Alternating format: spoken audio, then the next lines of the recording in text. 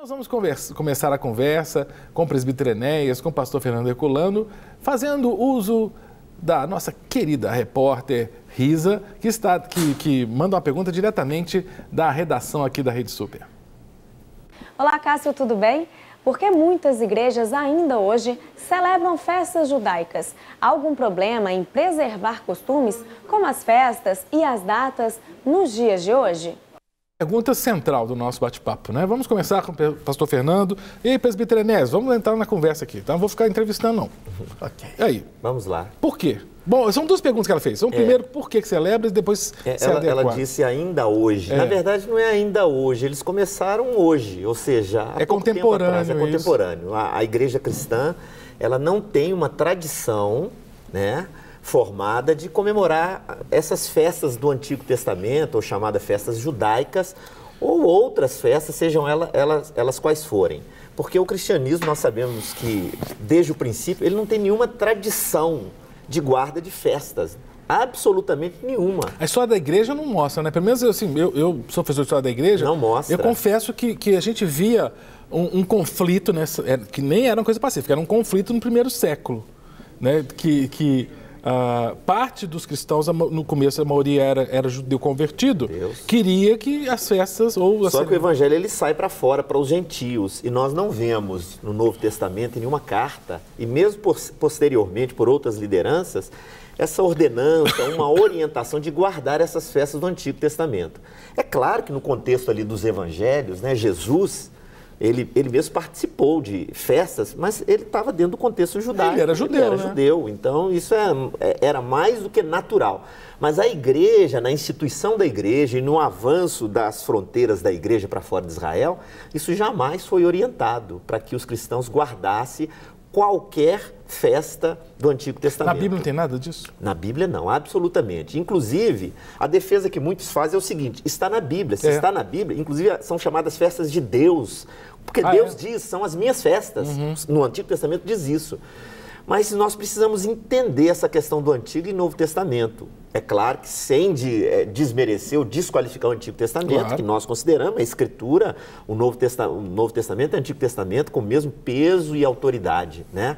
Mas, na verdade, a igreja, só para a gente entender, antes de falar se é certo ou errado, nós precisamos de compreender esse contexto que está em volta disso. Por exemplo, há alguma ordenança apostólica no Novo Testamento, é apostólico, obviamente, o Novo Testamento, ou até posteriormente, na época dos pais da igreja, para que se guardasse essas festas? Absolutamente não existe. Presbítero Enéas. É interessante, o pastor Fernando abordou com clareza, e é bom que os evangélicos, principalmente, entendam isso, né?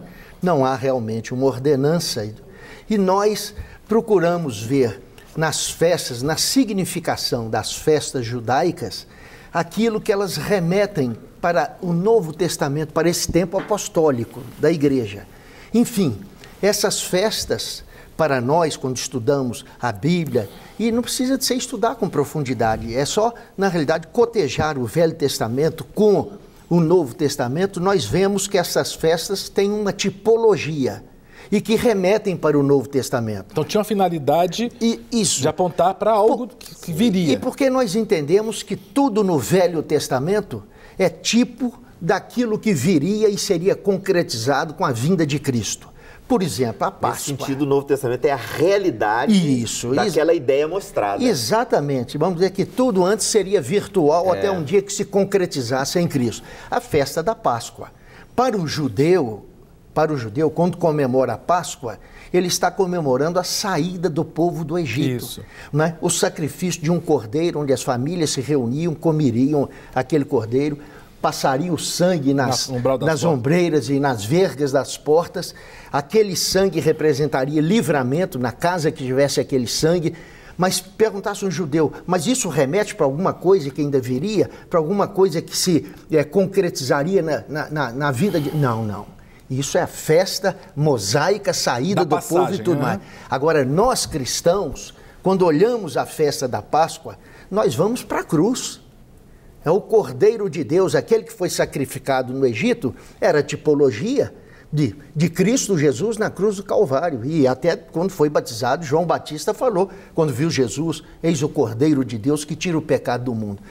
Então, a simbologia ou a tipologia do Velho Testamento nas festas, que bom para nós cristãos, porque nós vemos isso tudo remeter para o tempo de Cristo, porque quando Cristo veio, e quando nós falamos em últimos tempos, é a partir da vinda de Cristo.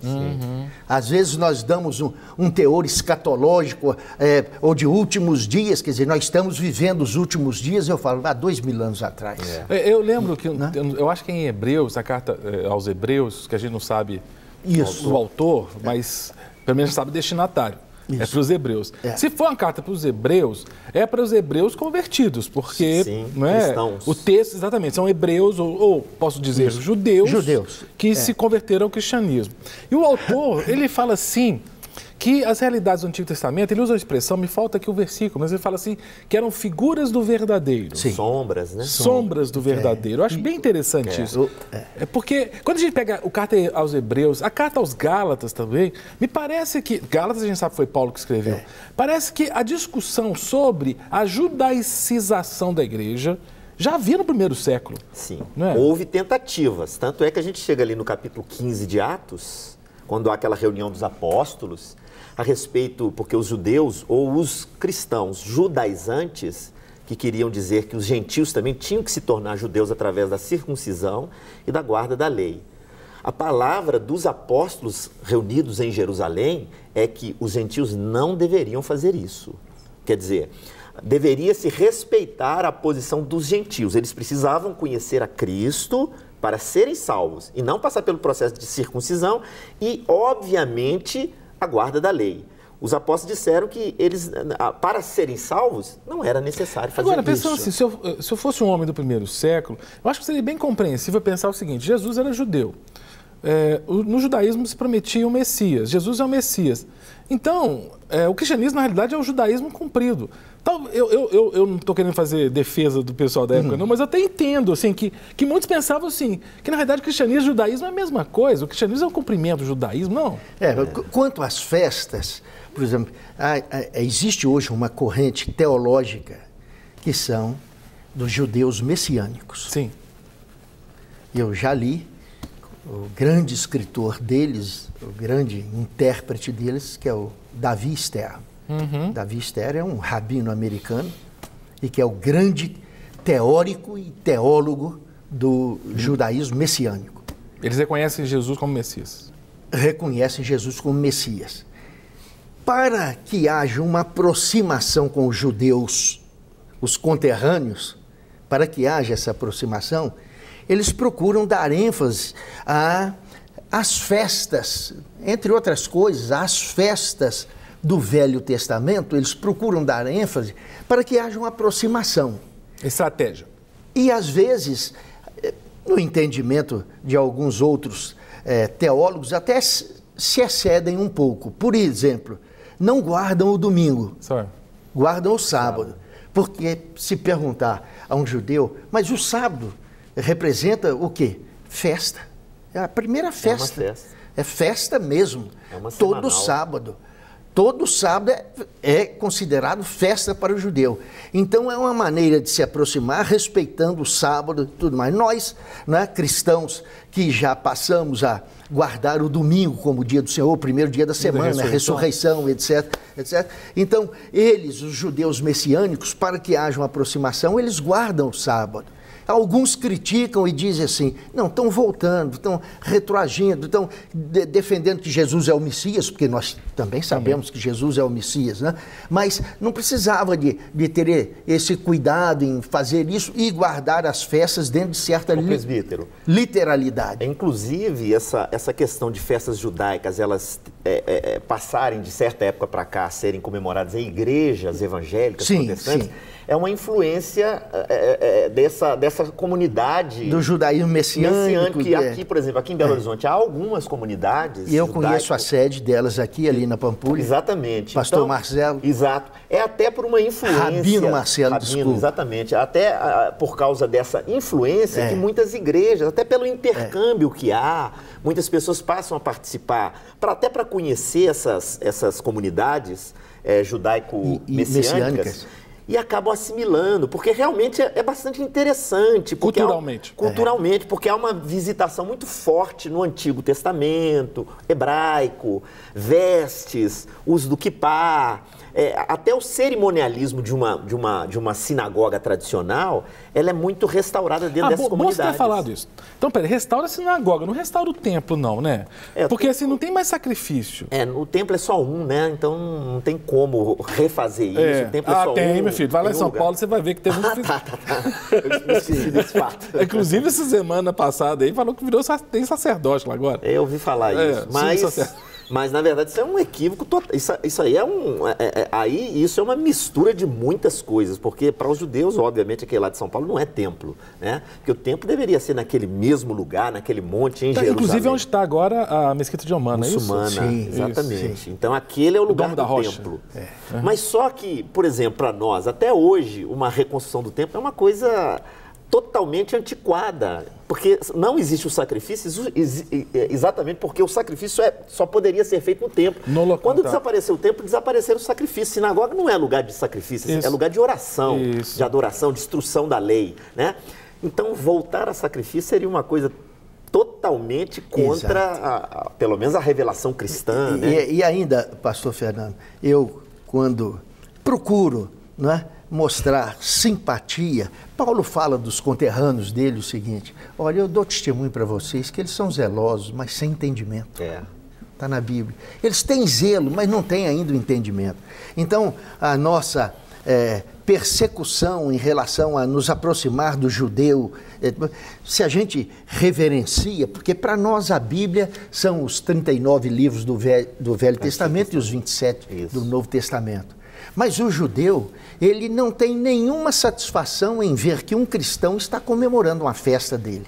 Ele não tem nenhuma alegria nisso, pelo contrário, ele acha que nós estamos usurpando alguma coisa que é dele, do judeu. Sim. Né? Então a gente tem que procurar, com muita cautela, né, e com muita simpatia, mostrar para eles que nós estamos vivendo também toda a experiência veto-testamentária ou do Velho Testamento, estamos vivendo e procurando, na realidade, colocar tudo aquilo que foi ensinado no Velho Testamento pelos profetas, por Moisés, na lei e os profetas, colocar em prática na nossa vida. E que Jesus procurou fazer isso. Mas não podemos usar aquele argumento que, porque está na Bíblia, então não. Um exemplo é o sacrifício, está na Bíblia, mas não pode ser feito. Exato. E aí eu peço licença só para dizer que celebrava-se em Jerusalém a festa da dedicação. Era inverno. Jesus passeava no templo. Isso aqui, para mim, é uma maneira de aproximação, não só com o judeu, mas nós evangélicos, com a nossa família, que é tão grande, a família católica, apostólica romana. Para mim, nos dá a condição de aproximação. Por quê?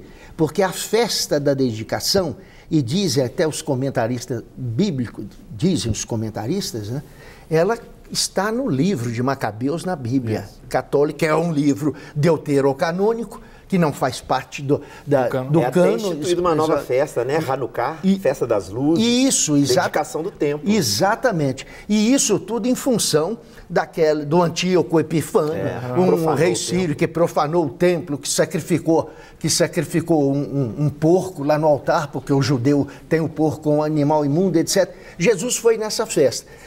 A Bíblia aqui fala só esse texto aqui em João que fala sobre a festa da dedicação, que não é uma festa mosaica. Sim. Essa foi do ano 165 a.C., né, quando os irmãos macabeus, naquela luta e tal, libertaram Jerusalém. Ela nem é instituída na Bíblia, no Antigo Testamento. Sim, né? Mas Jesus...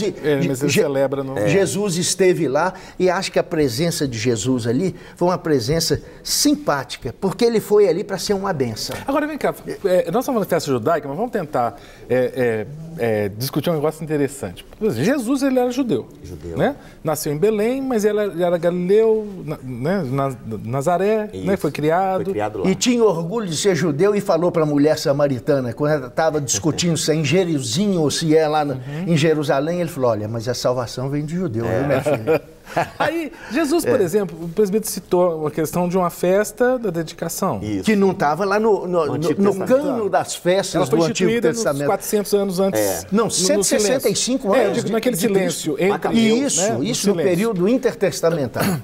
Agora, Jesus, por exemplo, tem várias passagens. Paulo faz isso em Atos várias vezes. Quando ele chega na cidade, a tendência dele, em primeiro lugar, pregar era na sinagoga. Isso. Jesus também prega em sinagoga, não prega? Quando ele vai ler Isaías... Ele ouve e também fala. E fala. Ele leu. Então, na época de Jesus, os judeus eles tinham a sinagoga, que era como se fosse, eu vou usar uma expressão, a igreja dos judeus, quer dizer, é o lugar de reunião dos judeus, mas tinha também o templo, não é isso? Mas o templo era em Jerusalém só, e as sinagogas estavam espalhadas pela... Então, por exemplo, quando Jesus vai e expulsa os vendilhões, todo mundo fala isso, não pode vender, não foi da frente da sinagoga, foi no templo. No templo, em Jerusalém. Em Jerusalém. As sinagogas eram uma casa de estudo da lei e de oração, porque o templo centralizado só em Jerusalém.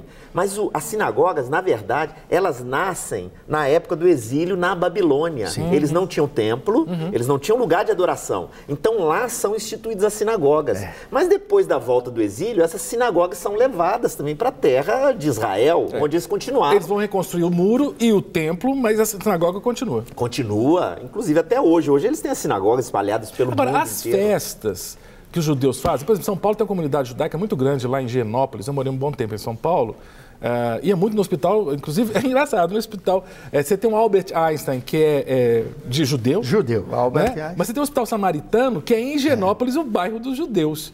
Né? E tem muito judeu. O judeu anda de kippá, mas assim, eles são muito, vou usar uma expressão brasileira, muito festeiros. Essas festas são feitas na sinagoga, não é isso? Sim. Vocês vão responder, a frequência dessas festas que são feitas pelos judeus é a mesma que é feita pelas igrejas evangélicas que estão adotando. Qual que é o propósito das igrejas evangélicas ao fazerem essas festas? Eles dão muito valor às festas, porque isso representava a união familiar. A própria Páscoa. As festas são didáticas. Isso. Mas então vamos fazer o seguinte, responde depois do intervalo, senão vocês vão começar a responder aqui agora e vai ter que cortar. Então, segura a resposta, a gente vai para um breve intervalo e volta já já com o nosso bate-papo. De volta com o nosso bate-papo aqui da Rede Super, batendo um papo hoje muito enriquecedor com o pastor Fernando Herculano, com o presbítero Enéas Cabral, inclusive, Vanessa Nício. Oi. Boa tarde. Boa tarde. Com todo o seu conhecimento linguístico... Eita. Olha só, Vanessa, eu ia até perguntar no meio do programa, eu falei, não vou contar o raciocínio do presbítero Enéas, porque ele estava com um raciocínio tão fluido aqui. Ele usou uma expressão, meu Deus, qual foi? Ele usou um verbo, depois eu vou lembrar o verbo que ele usou. Não, mas ele fala isso normalmente, eu conheço ele, há mais de 30 anos, ele refinado. O vocabulário dele é muito rico, ele é um advogado, foi promotor, então isso é normal dele, ele conversa desse jeito. Mas aí, ele falou uma expressão, Vanessa, vamos ver se você conhece. Eu tenho dificuldade aqui de dar o conceito. Quem manda a pergunta, inclusive, é a nossa querida Cida. Cida, que é da linda cidade de Poços de Caldas, sul de Minas. Eu gostaria de saber o que é tipologia. Vanessa Nício, sem consultar o Google, Vanessa Nício. Tipologia, estudo dos tipos, é isso? Eu ia falar isso. O tipo de máquina, o que é? Na máquina de escrever tinha tipo lá, é isso? Máquina. Nem sabe o que é máquina de escrever. Você é novinha, né, Vanessa? Nova geração. Não é da minha época. Pior que a minha eu aprendi a datilografar. Ô, presbítero, o que é tipologia? Na linguagem teológica, que tipologia pode ser tudo aquilo que represente alguma coisa, que é um tipo de alguma coisa que vai se concretizar, quer dizer, é um pré-anúncio de alguma coisa que vai chegar, que vai acontecer. A tipologia estuda não a realidade em si, mas as evidências de que haverá uma realidade a respeito daquilo que ela significa. Nós dizemos, inclusive... É a tal sombra que ele citou lá de Hebreus. Exatamente. A gente diz, por exemplo, é um tipo? Sim. A Páscoa é um tipo? E Cristo é o antítipo. É aquele que vai concretizar o que aquilo significa. É a realidade. É a realidade. Para onde aponta, né? Então nós dizemos, a Páscoa é um tipo e Cristo é o antítipo. Teologicamente se dá esse nome, né? Antítipo, que é a realização daquilo que simboliza lá no tipo. E há outras coisas. Quando Raabe, a meretriz, acertou com aqueles espias, exatamente, e acerca de poupar a família dela, tá? Porque ela deu guarida ali, escondeu os espias, etc. Né? Quando acertou com eles falaram, você vai colocar um fio escarlate vermelho na janela da sua casa. Ninguém tem dúvida que aquele fio vermelho na casa de uma prostituta é um tipo do sangue de Jesus que liberta, que purifica de todo pecado. Assim como foi o sangue no umbral da porta. Nesse sentido, a gente não pode, então, seria um retrocesso. Exato. Nós voltarmos para uma festa original como ela é. Sim. E não entendermos o sentido para o qual ela realizado, voltava. Exato, o antítipo, quer dizer... É um retrocesso, não seria? Seria. Então alguém diria, mas na janela da casa de uma meretriz, alguma coisa que implicasse em livramento e mais, que simbolizasse, que tipificasse uma libertação em Cristo, e daí? Cristo é o Cristo das meretrizes, dos pobres, dos desajustados, dos excluídos e tudo mais. É até bonito pensar nisso. Olha...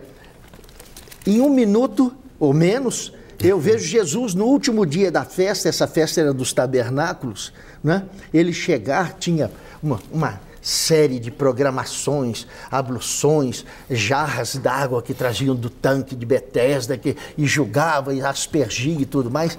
Jesus chega, 7 dias era a festa dos tabernáculos, onde eles habitavam. E até hoje, eles habitam em cabanas, fazem cabanas com folhas de palmeiras e tudo, para lembrar a peregrinação no deserto. É linda a programação. Eu já vi na comunidade lá de Contagem, na igreja Batista Portas de Sião, eu já vi a comemoração da festa dos tabernáculos, linda, linda, aquilo representa o quê? A peregrinação no deserto, onde eles não construíam nada, mas só as cabanas, né? Sucote, as cabanas, ali onde eles habitavam e tudo mais. Jesus chega... na verdade, essas festas funcionam como a ceia funciona para nós, elas são um memorial de uma realidade que não pode ser esquecida. Não tem dúvida, não tem dúvida. É memorial. E Jesus chega no último dia dessa festa, depois de tantas abluções, tantos 7 dias, comemoração, habitando em tenda ali nas colinas de Jerusalém, todo mundo. Jesus chega no último dia da festa, levantou-se e exclamou: se alguém tem sede, venha a mim e beba. Olha o significado profundo. 7 dias de comemoração, 7 dias de lembrar como foi a peregrinação dura no deserto, tudo isso, e no último dia, mesmo no meio daquelas abluções de águas derramadas, etc., porque era uma festa assim, Jesus ainda fala, se alguém tem sede, venha a mim e beba. Olha que aplicação linda. No último dia, será que ainda tinha alguém sedento? Não tinha se satisfeito? Não tinha se inteirado das realidades espirituais? 7 dias comemorando e ainda não estava pleno da presença de Deus na vida? Jesus ousa dizer no último dia da festa, se alguém tem sede, venha a mim e beba.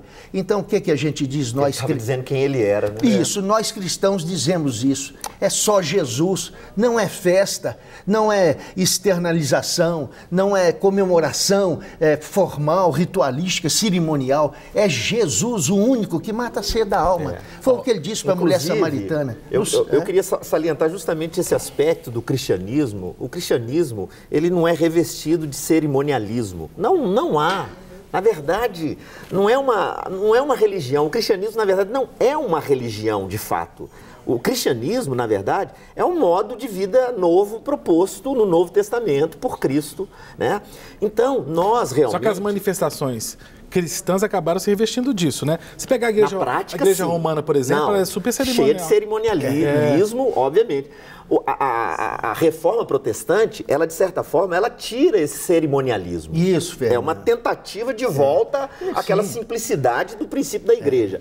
Mas a gente vai novamente colocando novos cerimonialismos. Ou cria ou resgata, Se a igreja católica ela tirou tudo que era judaico, agora os protestantes, de certa forma, eles vão revestindo desses simbolismos ou festas judaicas. A gente pode até fazer a pergunta, é errado fazer isso? Olha... Eu não vou dizer, não vou dizer errado aqui, apontar para aqueles que fazem isso, que seja errado. Eu só digo que o cristianismo não precisa dessas coisas. No cristianismo não existem esses cerimonialismos. Essas coisas são desnecessárias. Por que Jesus falou negócio de luas novas, sábados, essa coisa? Paulo falou. Exatamente, a respeito dos sábados. Dia, que uns guardam dia ao dia, outro sobre alimento, ele falou. Ele fala exatamente a respeito do cerimonialismo. Está lá na carta que ele escreve aos Colossenses, no capítulo 2, 16, e ele diz exatamente isso, que, portanto, não permito que ninguém os julgue pelo que vocês comem ou bebem. Isso é interessante. Ou com relação a alguma festividade religiosa, ou a celebração das luas novas, ou dos dias de sábado. Fernando, e Paulo foi tão radical em querer justamente colocar o cristianismo nesse patamar que você falou, da nova criatura. Exatamente. Que ele chegou a dizer alguma coisa que se Paulo tivesse aqui, Paulo, você exagerou, Paulo. Nem circuncisão. Por isso que ele era visto pelos judeus como anti-judeu. Isso. Mas ele não era. Nem circuncisão, nem incircuncisão é coisa alguma. A profundidade dessa expressão, ainda mais dele falar nem incircuncisão, porque havia aqueles judeus... Mas ele era circuncidado e tinha, inclusive, trabalhadores com ele que ele orientou a circuncisão, mas porque eram judeus. Isso, mas aí, quando Paulo fala, e porque ele estava querendo desmistificar qualquer cerimonialismo, que a pessoa achar que a religiosidade consistia naquilo, em certas coisas... Eu tenho que passar por esse estágio, para essa cerimônia. Então Paulo diz, nem circuncisão, nem incircuncisão. O cristianismo é no coração, ele diz a circuncisão do coração. Então, fala Paulo, mas circuncisão, Paulo, você sabe o valor da circuncisão. E outro que aceitava Cristo, nascia o menino na casa dele, 8º dia, alguém perguntava, você circuncidou o menino? Alguém podia dizer, não, agora eu sou cristão, não circuncido mais meus filhos. Aí Paulo diz, nem isso é coisa alguma, falar que eu circuncido ou não circuncido, antes o ser nova criatura. Cristianismo é isso, e diz o Max Lucado, um livro dele sobre Jesus, o Max Lucado é extraordinário. Fala, gente, cristianismo é que Jesus veio ao mundo, é o verbo encarnado que veio ao mundo. Cristianismo é Cristo. É tudo que ele diz, cristianismo é Cristo. Aí ele diz, Jesus era aquela pessoa que no céu julgava bolinha de gude com as estrelas. Ele pegava as estrelas e jogava bolinha de gude com elas. Um dia, ele veio ao mundo e lá em Nazaré da Galileia, com os menininhos, amigos ali de infância, Jesus jogou bolinha de gude com bolinha de gude. Max Lucado. Jogou bolinha de gude com bolinha de gude. Ele veio e ao se encarnar, que foi para ele uma grande humilhação, Sim. A encarnação do verbo é humilhação. É humilhação, mas ele jogou bolinha de gude com bolinha de gude. Mas na encarnação... Não mais com as estrelas. Concretização de todas as promessas, de todos os simbolismos das festas, ou seja, tudo convergindo absolutamente para Cristo. Ô Vanessa Nício, você viu que o presbítero falou do Max Lucado? Ele é autor do Chulingo do Tio Uli. Sabe o Chulingo? O Tio Uli fala com todo mundo. É o Max Lucado que fala do tal cara. Eu li a história. Você leu a história do Chulingo, Vanessa Nício? Eu li, eu fiquei curiosa. Eu gostei. O Tio Uli chamou todo mundo de Chulingo. Isso, eu já ouvi. Chulingo é do Max Lucado. Olha, ô Vanessa, lembra que a gente estava montando a pauta, você, o Sérgio, nosso produtor, e a gente falou de chamar o pastor Thales. O pastor Thales está aqui, assistindo o programa e diz, oi Cássio, aqui é o pastor Thales, muito bom programa. Obrigado, Thales. Ô, Thales, pelo amor de Deus, atende o telefone, rapaz. A gente está tentando marcar com você também. Eu tenho que marcar um programa com o Thales Violante, todo mundo conhece. Adivinha quando que ele vai vir? Quando? Eu não vou adivinhar nada de Deus, trem. Não, então eu vou falar. Fala. Não vou falar, vou deixar de amanhã? É amanhã, Sérgio? É o Sérgio falando. Amanhã, Thales. Sérgio. O produtor contou pra gente aqui. Vamos, já que estamos falando da Vanessa, que é a nossa editora, o Sérgio, que é o nosso produtor, vamos à nossa repórter, Risa, que tem mais uma pergunta. Vamos lá? Cássio, o povo de Deus é muito alegre e muito festivo, mas a Bíblia fala algo sobre a celebração de festas judaicas? Pois é. O Antigo Testamento fala muito de festa judaica. Sim. No Novo, só citou aí Jesus participando da festa da dedicação. Dedicação e tabernáculo. Que era uma festa... Mas a igreja, assim, vamos... Deixa eu só conceituar a igreja, ainda mais que temos um presbiteriano e um batista, então deixa eu trabalhar um conceito de igreja. Vamos pensar a igreja a partir de Atos 2, com a do Espírito Santo. Isso. A partir de Atos 2, a gente vê a igreja celebrando festas? Absolutamente. Nenhuma, inclusive. Não existe festa cristã. Não existe. Nem tinha muito clima também, né? Porque a igreja era perseguida, né? Então, presta atenção, a questão, os judeus messiânicos, hoje, que tentam restaurar esse culto que eles dizem que era praticado no primeiro século, na verdade, no primeiro século, quando nasce a igreja, ela já praticamente nasce debaixo de perseguição. Só que a primeira perseguição da igreja, ela é judaica. Os apóstolos foram perseguidos. Sim. A igreja é perseguida. Paulo era um perseguidor. Passado ao fim Exatamente, da espada, o próprio Paulo era um perseguidor. Estevão, quando foi morto, ele era um dos que consentia na sua morte, de relata o livro de Atos. E depois ele passa a ser perseguido. Então, na verdade, não houve esse intercâmbio que alguns defendem entre igreja cristã e o judaísmo. Ainda que eles dizem que os primeiros cristãos eram judeus. Obviamente. Na verdade, eles não eram judeus, eles eram hebreus. Porque o judaísmo, o termo judeu, ele tem uma conotação religiosa. Então, o judeu cristão é uma palavra que não nos... Assim, não o cristão muçulmano. Exatamente. Se bem que no Brasil, a gente é mestre nisso. Por exemplo, o que tem de pessoa assim, eu sou kardecista, mas sou católico. Cristão, católico. Ou cristão. Quer dizer, a gente tem é o sincretismo religioso. Mas, na verdade, são hebreus. Na verdade, os primeiros cristãos eram hebreus, como Jesus, os apóstolos e os primeiros cristãos. Mas por serem hebreus, a maioria era judeu. Era, claro, era praticante da religião, circuncidados, obviamente, não se pode negar isso. Mas a questão é que o livro de Atos, ele mostra aquele movimento da igreja de evangelização que leva a igreja para fora. Na verdade, no dia de Pentecostes a igreja ela já tem aquele sentido, de certa forma, gentílico, porque judeus de diversas partes veio para Jerusalém. Lembra que o Pentecostes, que era outra festa, é a festa da colheita judaica, acontece mais ou menos 50 dias depois da Páscoa. Por isso que é Pente, né? Exatamente. Quer dizer, foi pouco tempo depois da morte de Jesus. Lá vai você me dizer, então, que línguas têm a ver com isso, então? Estou te provocando. Só que naquela ocasião, os apóstolos, os cristãos, eles falaram a língua... os idiomas dessas pessoas de fora que vieram a Jerusalém e compreenderam o Evangelho. Foi uma pregação universal ali. Gente, que dali foi sensacional. Eles voltam levando a mensagem cristã. Aí começa a pregação para os gentios. Perfeito. É bem verdade que eram os judeus que estavam ali, mas o Evangelho ele sai para os povos gentílicos até a partir desses judeus que estavam ali. E o próprio Jesus Cristo, ele diz que veio para o que era seu. Primeiro. E os seus não receberam. E a todos quantos receberam, deu-lhes o poder de se tornarem filhos de Deus, aos que creem em seu nome. Aí está a visão de Jesus, e os judeus, por todo o mundo. Os judeus, de certa forma. É claro que nós, protestantes, nós respeitamos muito os judeus e toda a história. Quando a gente fala isso, a gente não está falando naquele sentido de antissemitismo, absolutamente. Nós amamos esse povo que guarda ainda hoje a tradição do Antigo Testamento. Mas eles foram os primeiros perseguidores e eles não se aliaram à igreja. A igreja foi para os gentios. E alguns acham que eles já sofreram muito no mundo em função daquela rejeição e de cair o sangue deles sobre nós, etc, etc. Mas um adendozinho, né, dentro da sua colocação muito, muito, muito oportuna e real. É isso daí. Mas quando você falou que o cristianismo não tem festa, não tem cerimonialismo. Cerimonialismo, festa e tudo mais.